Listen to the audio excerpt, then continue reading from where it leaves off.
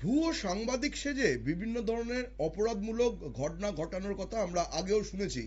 এইবার গাড়িতে space sticker লাগিয়ে গলায় ভুয়ো প্রেস কার্ড ঝুলিয়ে সাংবাদিক সেজে আগরতলা থেকে গাঁজা নিয়ে বিহার যাওয়ার পথে 208 নম্বর জাতীয় সড়কের কমলপুর দুর্গা চৌমুহনী নাকা পয়েন্টে পুলিশের তল্লাশিতে ধরা পড়ল দুই যুবক। তাদের কাছ থেকে প্রচুর পরিমাণ গাঁজাও উদ্ধার হয়েছে।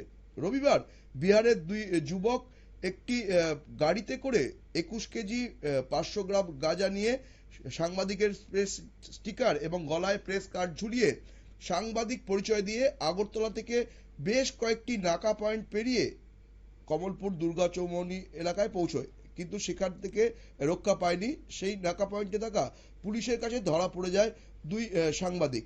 এরা আসলে সাংবাদিকরা, যেটা জানা গেছে যে প্রেস কার্ডে একজনের নাম দীপক কুমার দীপক, সে টিউরেট পত্রিকার নাম লেখা আছে সেই প্রেস কার্ডে, এবং অন্যজনের কার্ডে ভুয়ো পরিচয়পত্র রয়েছে।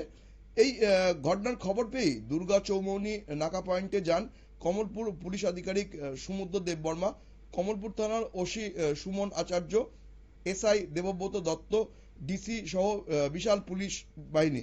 পরে পুলিশ গাড়িতে তল্লাশি চালিয়ে 21 কেজি 500 গ্রাম গাঁজা উদ্ধার করে এবং ওই দুই ভুয়ো সাংবাদিককে গ্রেপ্তার করে থানায় নিয়ে যায়। এই বিষয় নিয়ে কি বলছেন কমলপুর থানার তদন্তকারী পুলিশ অফিসার দেবব্রত দত্ত, আমরা শুনে নেব তার বক্তব্য। আমাদের থানাতে আমার কাছে একটা সিক্রেট ইনফরমেশন আছে যে একটা গাড়ি মোহনপুর সাইড থেকে গাঁজা নিয়ে আসছে। ওই ব্যাপারে আমাদের কাছে মানে টপ ইনফরমেশন ছিল। ওই মোতাবেক আমরা একটা টিম থানা থেকে বড়বাবুর নেতৃত্বে এবং ডিভিশনকে ইনফর্ম করে দুর্গা চৌমুহনী নাকাতে আসি। এখানে অলরেডি কর্তব্যরত ট্রাফিক ইউনিট ছিল, প্লাস নাকা স্টাফ ছিল।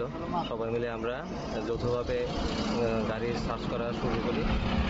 কিছুক্ষণের মধ্যে, মানে আধা ঘন্টার মধ্যে আমাদের কাছে ওই যে সাসপেক্টেড ভেহিকেল নাম্বার ছিল ইনফরমেশন, ওই মোতাবেক একটা গাড়ি আমরা রিটেন করি। ওই গাড়িতে 3জন লোক ছিল, তারা 3জনের বিহারের লোক। এবং এখনও আমাদের যে বর্তমানে আমরা মোটামুটি 15 কেজির উপরে এখনও আমরা রিকভারি করছি, বাকি এখনও। গাড়ির নাম্বার AF15J8566, টয়োটা কোম্পানির গাড়ি। এখন আমাদের তদন্ত চলছে, সার্চ সিজার কমপ্লিট হয়নি এখনো, পুরো ইনভেস্টিগেশন এখন চলছে। স্যার, তারা নাকি সাংবাদিকের তকমা লাগিয়ে নাকি? হ্যাঁ, একজন ছিল, উনি প্রথমে যখন আমরা ডিটেন করেছি ওনার পরিচয় অ্যাজ এ মিডিয়া পার্সোনাল হিসেবে দিয়েছিল, একটা কার্ডও আছে ওনার। ওই ব্যাপারে আমরা বিস্তারিতভাবে পরে ইনভেস্টিগেশন করি। আমরা শুনে এলাম তদন্তকারী অফিসারের বক্তব্য। এই ঘটনাকে কেন্দ্র করে কমলপুরের দুর্গা চৌমুহনী এলাকায় উত্তেজনা ছড়ায়। পাশাপাশি প্রশ্ন উঠছে যে পরপর একাধিক নাকা পয়েন্ট কিভাবে এই গাড়িটি বেরিয়ে এলো, এবং এরকম ভুয়ো সাংবাদিক পরিচয় দিয়ে রাজ্য জুড়ে কত অপরাধমূলক কাজকর্ম হচ্ছে সেই দিকে আদৌ প্রশাসনের নজর আছে কিনা তা নিয়েও কিন্তু প্রশ্ন করছে স্থানীয় বাসিন্দারা।